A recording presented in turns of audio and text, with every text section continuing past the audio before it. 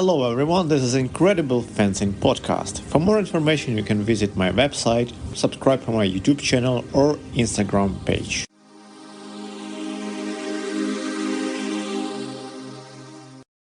Hey everyone, this is Incredible Fencing Podcast, episode 6.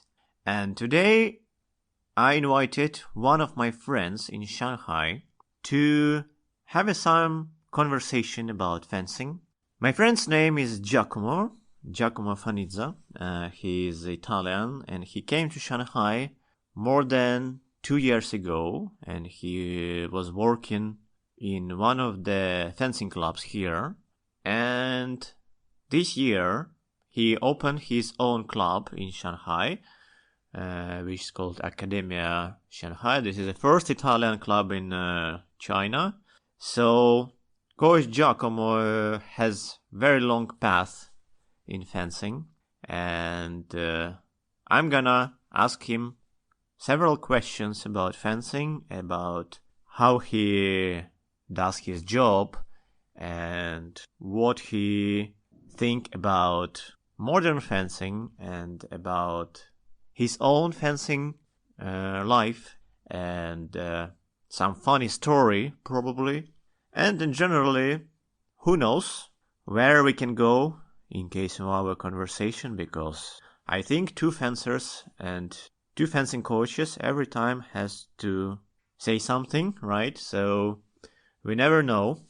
So anyway, it's gonna be phone call. We're gonna make a phone call. So of course, internet is very good these times, but sometimes we still have some interruptions. So be prepared if there is gonna be some missed word, so you have to listen and pay attention to the content, right? So you can understand the general meaning of everything.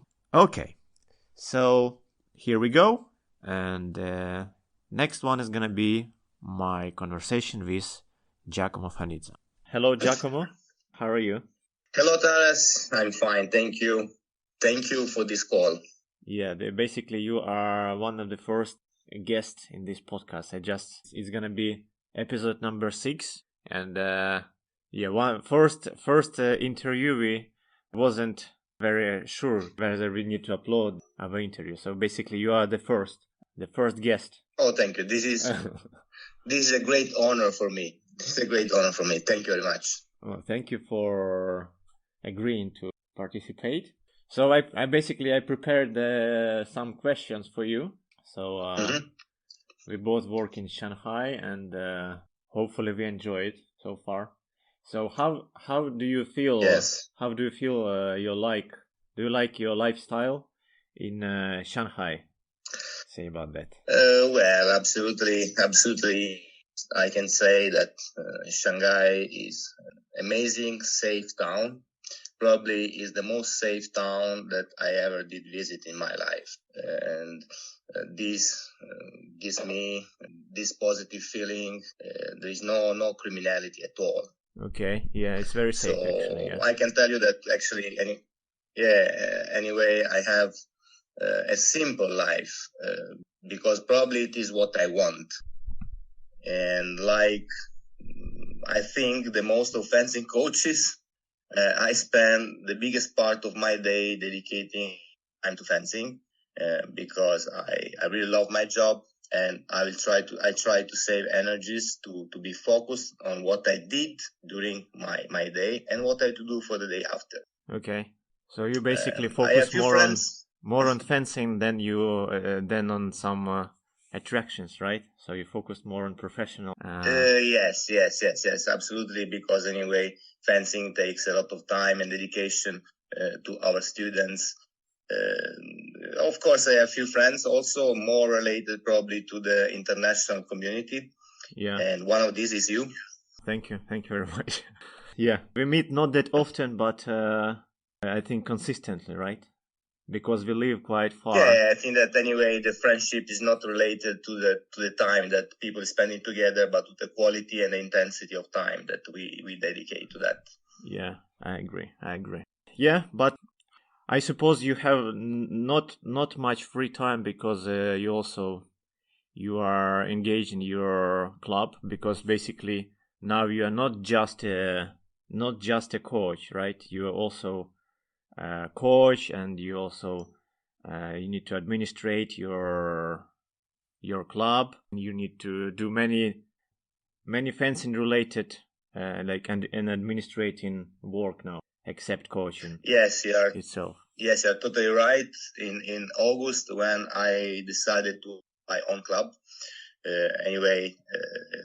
this activity takes really a lot of time because probably, like you said, I face with many aspects of the club that is not only teaching, but is to think about the administration, to think public relation, promotional materials, and all aspects that are around any sport company. Yeah, that is really difficult. I don't know. It's a kind of mission, probably. Yeah, basically you need to organize a lot. Yeah, so and of course this year it's maybe even harder. Yeah, because it's like we all know the lockdowns and all the regulations. There are many difficulties. Yeah, so I think like basically in our company where I work, we also kind of like all the time we are prepared to go back online, and in case it's gonna be some outbreaks, we are prepared to go online immediately, go to Zoom, Microsoft. It's very, very, very strange times, I think. Yeah.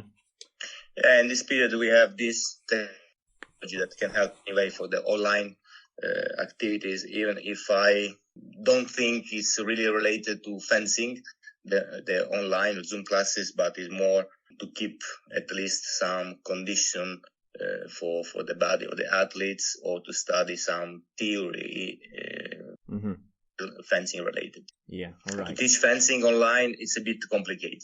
Yeah, it's not easy. From another hand, I found this time I found some benefits in this online, because even for me as for coach, as soon as we live in Shanghai in China, there are not many some professional development, like in case of some fencing. Yeah, because all the coaching seminars, like some lectures, they are in Europe and US. So in case of the lockdowns everywhere, I think I have access to many online courses now. So I did some physical education course, and many courses you can access. Yeah, there are parts like what I said about the theory about around the sport and fencing, that this period, I mean, the online courses can absolutely help because today we have the technology that can support this exchange of information and knowledge. Absolutely. All right, so that was our first question. You told about your lifestyle in Shanghai, and so second question, basically about your fencing career. At what age you started to do fencing, and when you started to do fencing? It was pretty. It was pretty long time ago. Actually, I started fencing in 1984. It means that I was 8.5 years old, and I started just as because one of my cousins got a promotional flyer, and he didn't want to go alone. Okay. So he asked me to join this trial lesson with him. And I did enter in the fencing hall, and I never left. Okay. So basically you were very young. You were 8.5. So what about Yes, 8.5. Yes. So when you came first time to fencing club, like how your coach, basically, how did you realize it's gonna be your passion for the rest of your life, basically? Yeah. So probably I did not realize in that moment. I just was having fun because my coaches there were running the lesson in some way that was really interesting for me, for a kid of that age. And probably what got more interest was that I was succeeding in the exercise that they were proposing to me to do. So when you have a positive feedback anyway, you get more interest. Okay, so you had some success during some exercises and games, yeah, and yes, it's correct. That was encouraging you to continue. Yeah, I think for me it's basically similar when I did fencing as well. Did you play many games at the beginning?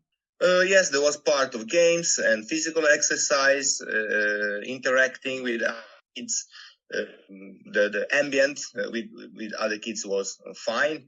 It was a friendly atmosphere, so I was feeling safe in that place. I was feeling almost at home. So that was your second home, basically. Yes, and this is what I'm trying to do in my own club. Create a nice family atmosphere based more on the personal interaction and not on the competitive aspects. Okay, yeah, I think it's also important.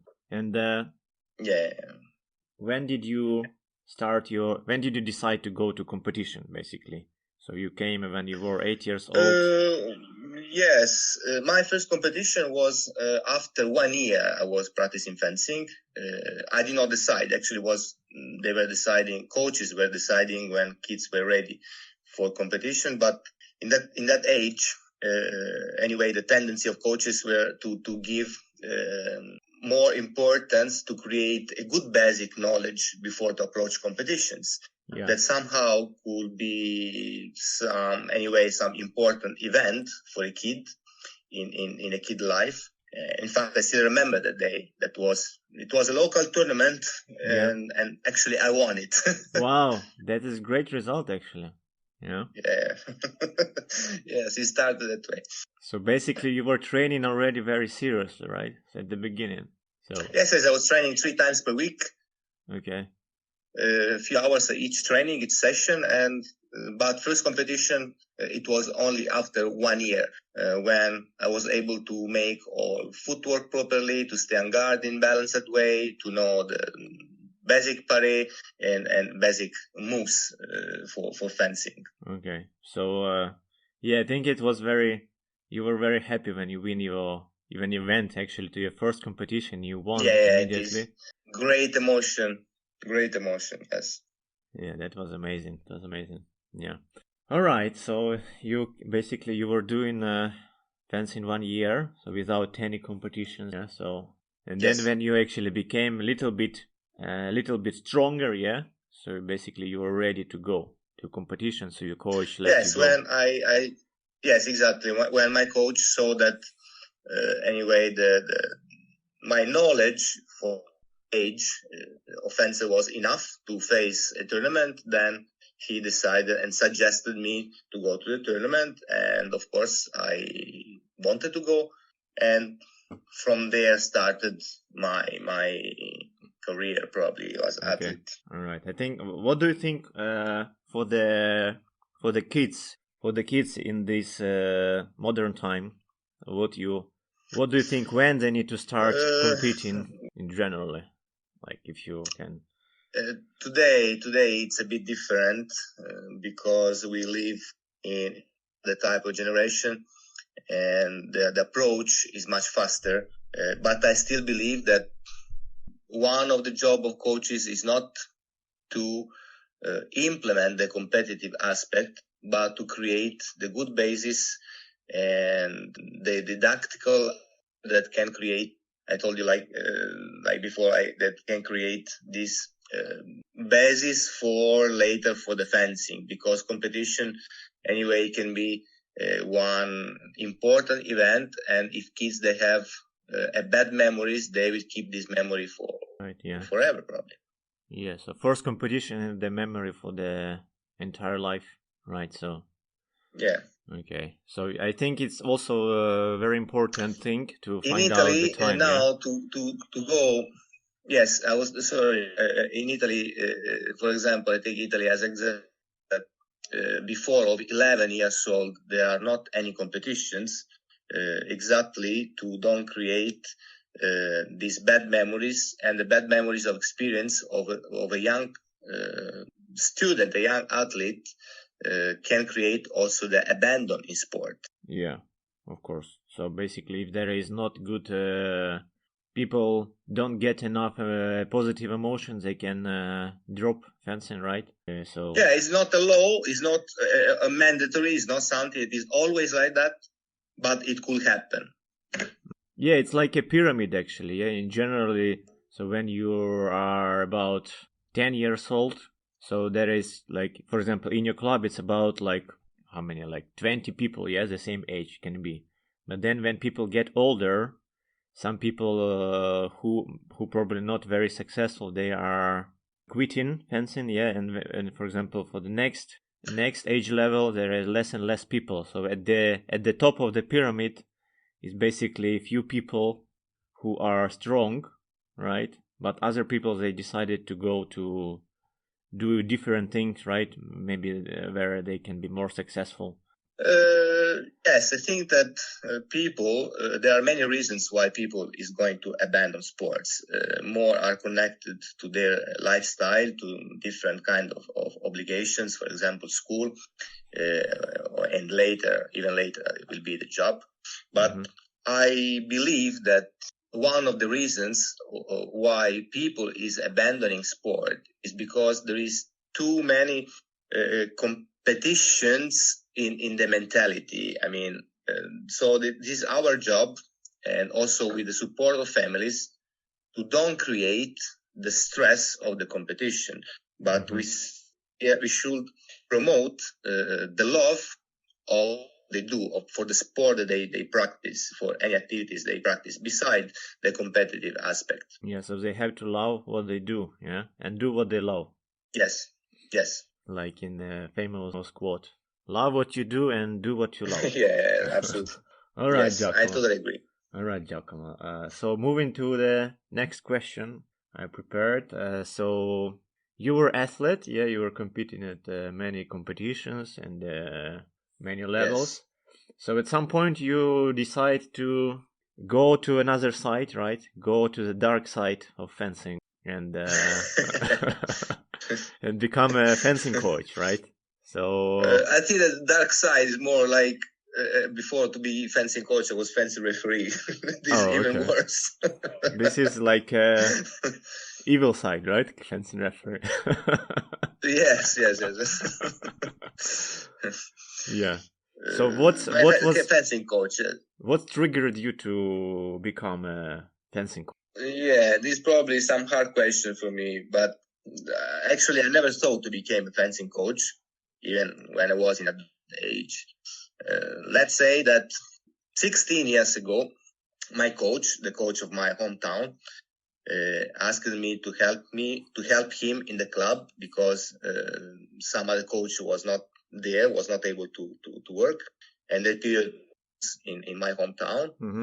And I realized how fun it was to stay in contact with young athletes and the beauty to transfer to them my experience and my knowledge of fencing. So I decided to take it more seriously, and I started to study to be a fencing coach.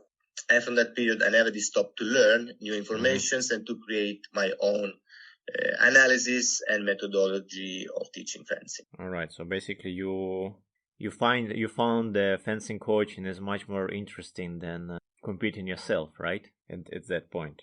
It's a double aspect. Yes, I mean I like the concept to give to the others my knowledge and my experience and to help them to realize their dreams, because anyway every coach is living one part of the motions of each fencer that is competing. Sorry, that when was a fencer is winning, interruption. When a fence living what one dream you said of the. Yes. I can in this way. I live more than one dream. I am part of the dreams of all my fencers. Okay, yeah, this is impressive, very impressive. And yeah. Okay, so so you have your own fencing club now. This is the first Italian club in China, I think. Yes. Yeah. Okay. So you have already some number of students who are passionate about fencing. So, like, what do you think in generally?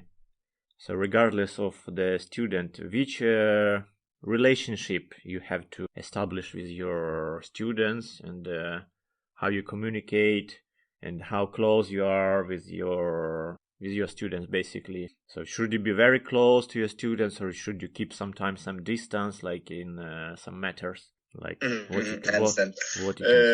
I strictly believe that the relationship between coach and student must be absolutely intimate and sincere in all aspects. Okay. Probably we have to precise point that the coach cannot decide to be the coach of a fencer, but it's the fencer that must believe in that coach to be his own coach. So actually we can't decide who is our students, but are our students that decide who is their own coach. All right, so students basically choosing the coach in general. Yes, because we cannot impose to the students to believe in us, but it's the student that decides if we are the person in whom to believe. Okay. Yeah, I think it's important to believe your coach, right? Coach is generally the person who knows more, like in theory, yeah? More in fencing than the student. So student need to, in case of performing some actions, you need to like believe it's right, I think. I mean, if it's supposed that the coach is the person that knows more than a student, because he's a teacher. The coach is a teacher. So if that coach is not adequate anymore, the student in some moment should even change coach. Of course, if we go deeply in the moments of technique applying, there are, we know very well that in fencing often there is not much time to decide what to do, especially under the stress of competition. Sometimes fencers can be not focused enough. Moment, the role of coach is absolutely important, because he has to call immediately the attention of the fencer to the point that he needs to realize with the action needed in that moment. All right. So at some point when students can lose some attention, it's like basically time of the coach to bring student back to the action, right? To the reality. Yeah, yes. To the reality. So like keep focused. And if the student if the student is not trusting, is not fully trusting the coach, probably he will not listen.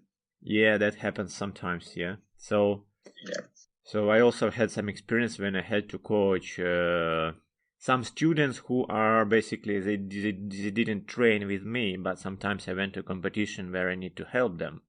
So that makes maybe the strip coaching on the competition like harder, yeah, because you don't know the students, right? So it's basically a different thing to advise to student who you work with at your fencing place, and if you don't know the student, it's much harder to do that.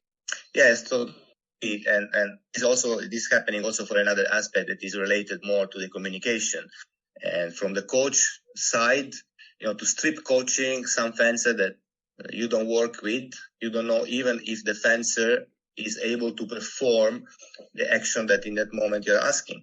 And often, we don't have much time to explain what to do.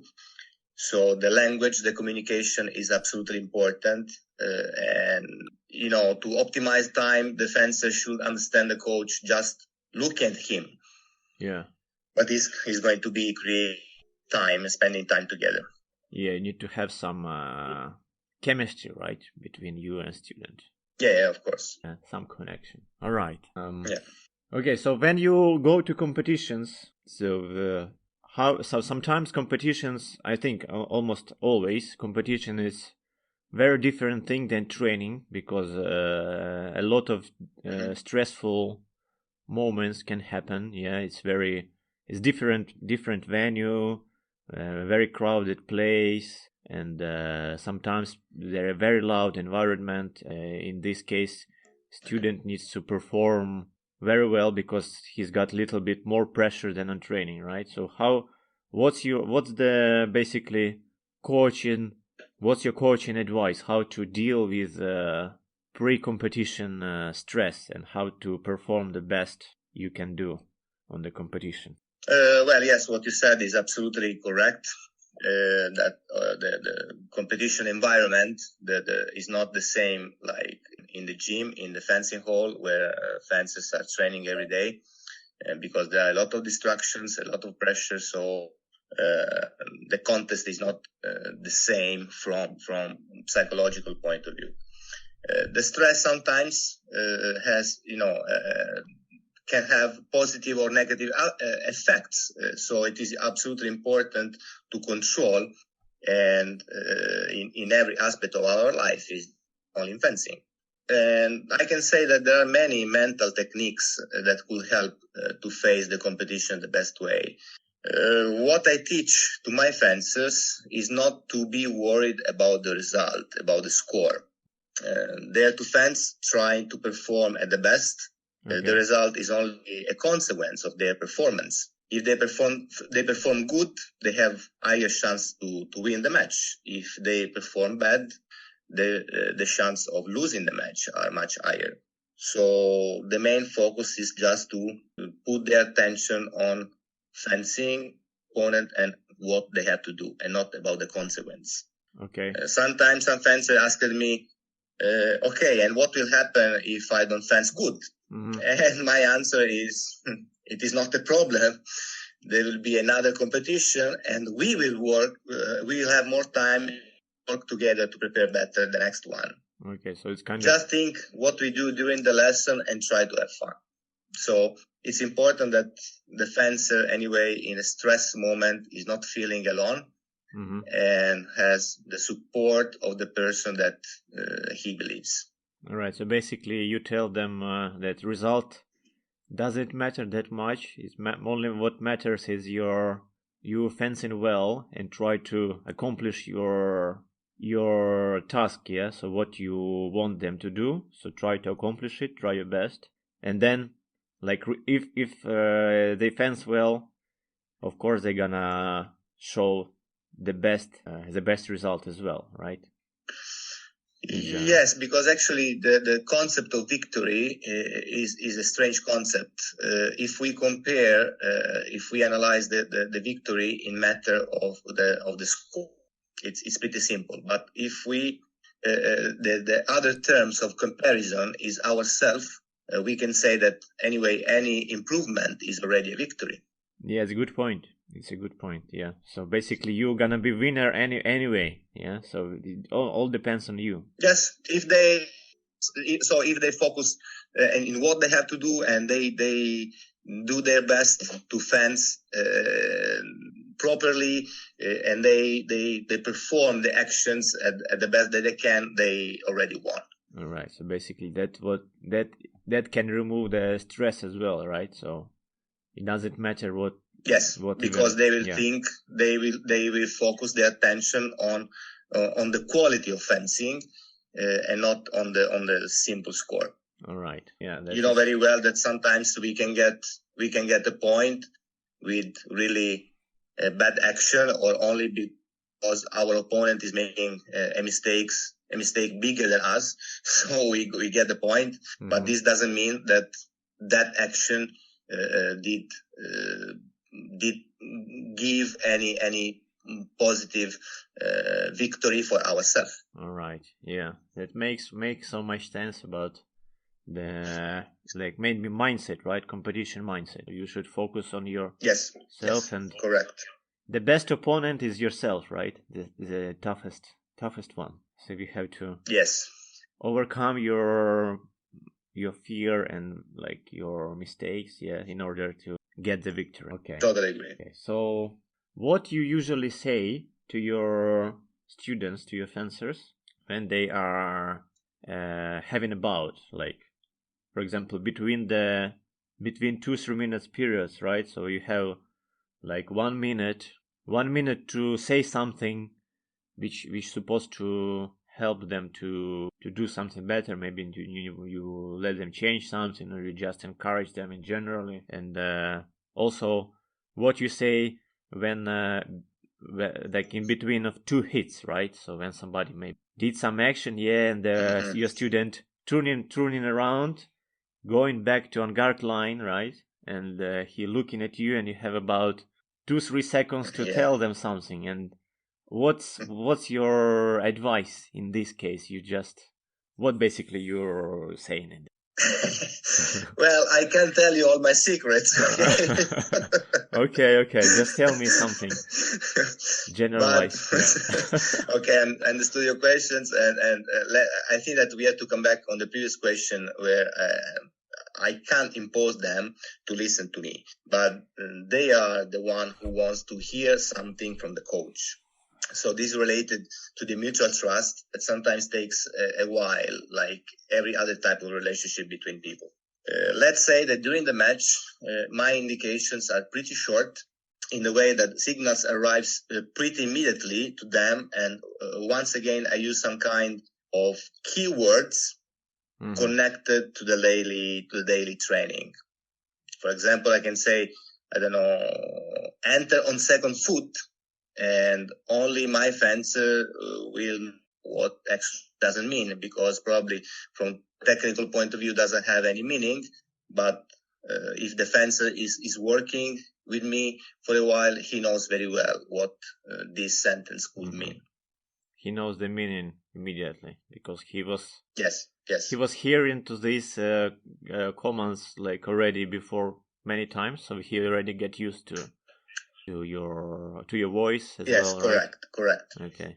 Correct, because in that moment, for example, during the direct elimination, between one round and another round where the fencer has only 1 minute of rest, the fencer to breathe, to cool down his body, to drink, to wipe his sweat, to visualize again what the opponent is doing, finding the solution, and in the meantime, listening also the tips of the coach. So actually his brain is going to develop many activities simultaneously. So the coach cannot explain too many details. Otherwise, the fencer will not even receive that type of informations. Okay, I got it. I know sometimes I say that the homework must be done at home. Okay, so it's kind of home prepared at home stuff, yeah. So basically, you're preparing them at your club, and then they already know some signals, right? Yes, this is happening. Every day during the daily trainings. We use our language, and during the match, or between, like you said, between one hit and the other one, or in the minute of pause, I use only keywords that can connect to a content. Do you also use any like non-verbal signals? Like I just remember in my memory, like some coaches like told the students, like when you go back. So if I scratch my nose, it means I need to go to attack. If I scratch my ear, it means. All right, no, okay, that was funny. I don't use this type of language because it means at the end the language it's a code, it's a communication code. So creating a new communication code create even more mess in the mind of the fencer, because they have to remember then scratching the nose means something, touching the ear it means something else. I don't think it's really effective. Actually, it's making their mind even more busy, making them even more overloaded. Yeah. Yes. All right, and I was just basically I don't think many coaches use this. I was just here. Maybe that was some jokes about it, but anyway. I did hear also, so I don't think it was really a joke. All right. Okay. Yeah. So basically, a simple message which has to work. Yeah. So nothing. Yes. Yeah. Simple message, keywords, because one other aspect that can happen in the mind of a fencer, I mean, of everybody, it's called analytic frozen, where too many informations are coming to our brain, and we go in a kind of mental block, or we don't remember anything anymore. So the point is try to make a filter of all informations and just to focalize on what they need in that moment. All right. So moving to the next question.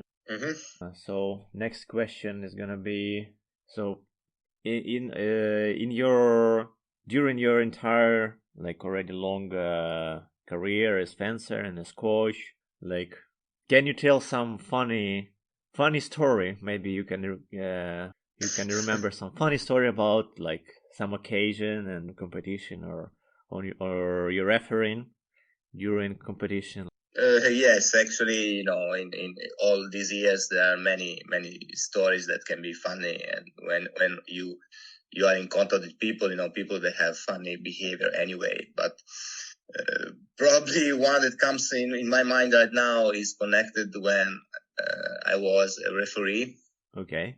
And I was refereeing some young athletes, really young athletes, and one of these athletes start to bend the blade on the strip that is forbidden by the rules. Mm-hmm. And so I invited him to go to step out of the strip if he wants to bend properly his blade. Okay. And the kid did look at me and say, okay. He stepped out of the strip, did put his blade on the strip and started to bend again the blade. Okay. Hey, my dear kid, okay. It's okay that you went out of the strip, but you cannot bend the blade on the strip.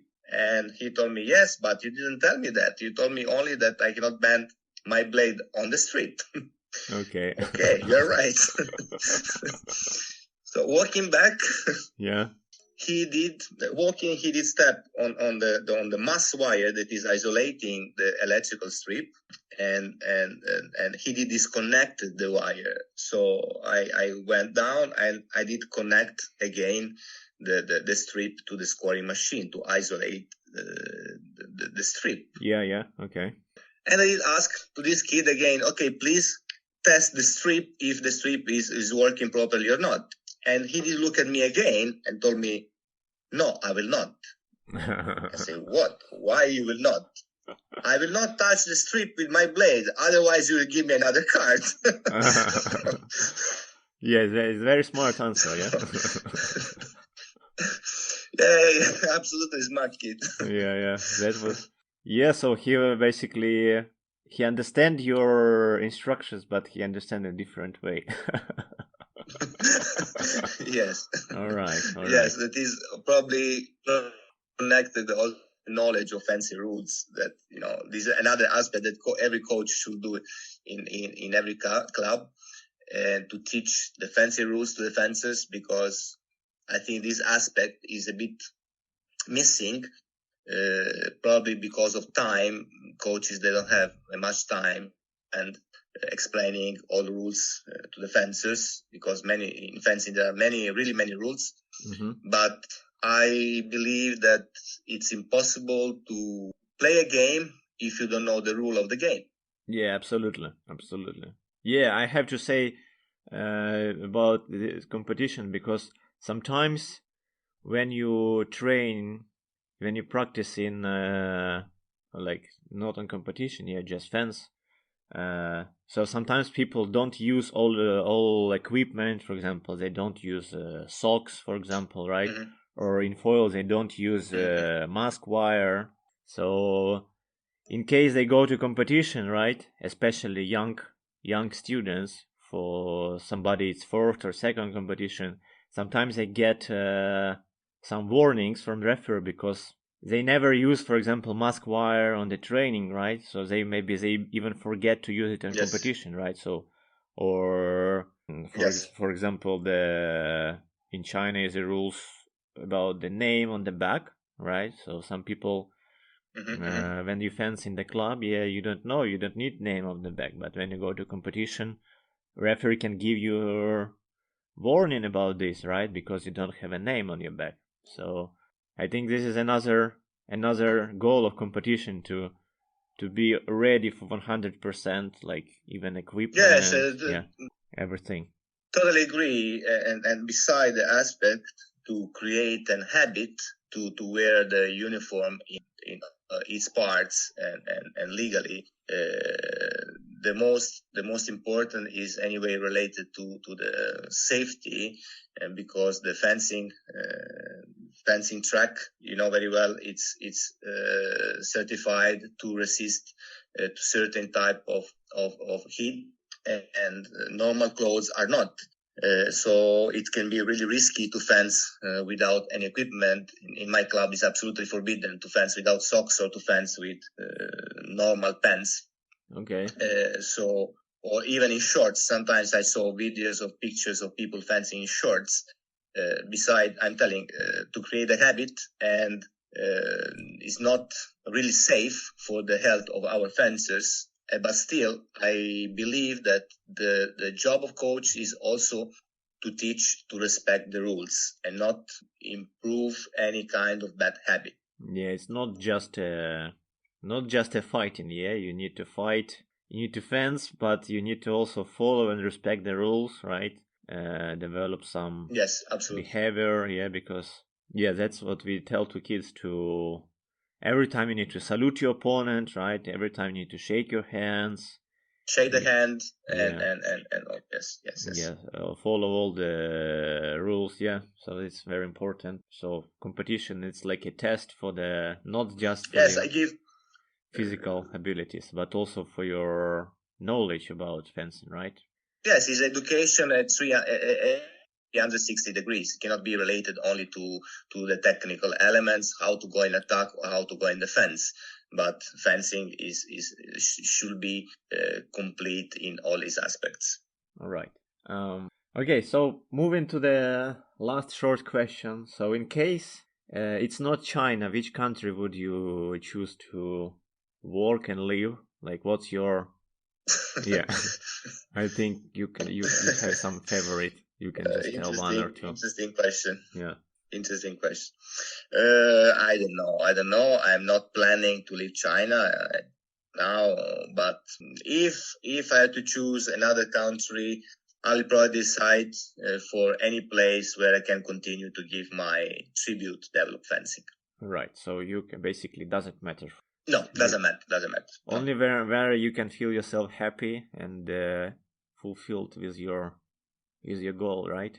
Yes, correct. It's correct. All right. So I think we're coming to the end of our conversation. So do you have anything to add to our talk? Like maybe you have some message to young fencers or to everybody. You can just say some to everybody who is going to be listening. Maybe the only stuff living our reality here in China is still what I can suggest is that every kid that is deciding to practice sport should be his own choice and should have always fun in what he's doing, because we appreciate and we like more, and probably we succeed better if we do what we like. So fencing should not be some kind of imposition, but should be just a choice. All right. So let the kid more freedom to choose the kind of sport he likes or she. Yes. Right? Yes.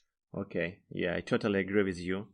Absolutely right. So as soon they enjoy and they are happy, so it's the most important. Yeah. Yes, they can be. They are more satisfied. With satisfaction, they start their own virtuous circle, and they, it's only positive if they enjoy in what they do. Okay, Giacomo, thank you for the very nice conversation. That was amazing to hear from you, and thank you for hosting me. No problem. And I hope your project will have success in next period. Oh, thank you. That's a new fencing podcast. I just found out we don't have that many content in the audio. Yeah, we have many YouTube channels about fencing. But I like to support this project because you love fencing, and every person that loves fencing and is giving some tribute to develop fencing must be supported. So you will have always my support. Yeah, thank you very much, Giacomo. All right, and hope to hear from you soon. And I think it's time to say bye-bye and have a nice day. Sure. Thank you again, and come to visit us as soon as you can. Yeah, sure.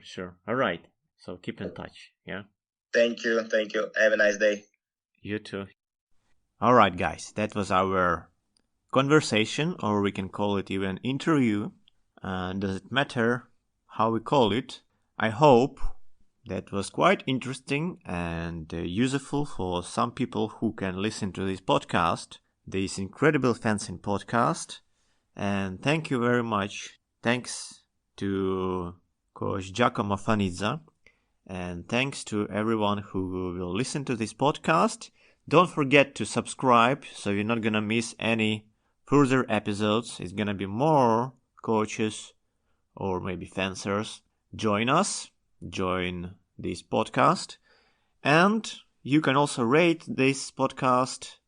Hopefully it's going to be 5 stars. But be honest, alright? Even if you have some critical thing to tell, no problem. I think it's also gonna be good. So anyway, subscribe and rate it. And also I want to invite you to visit my website. So the address of this website, incrediblefencing.blueberry.net. Okay, or you can just Google Incredible Fencing Podcast or just Incredible Fencing. I'm pretty sure you can find it. Also, I have a YouTube channel where I upload some cool fencing videos sometimes. And I think this is the time to say bye-bye and have a nice day.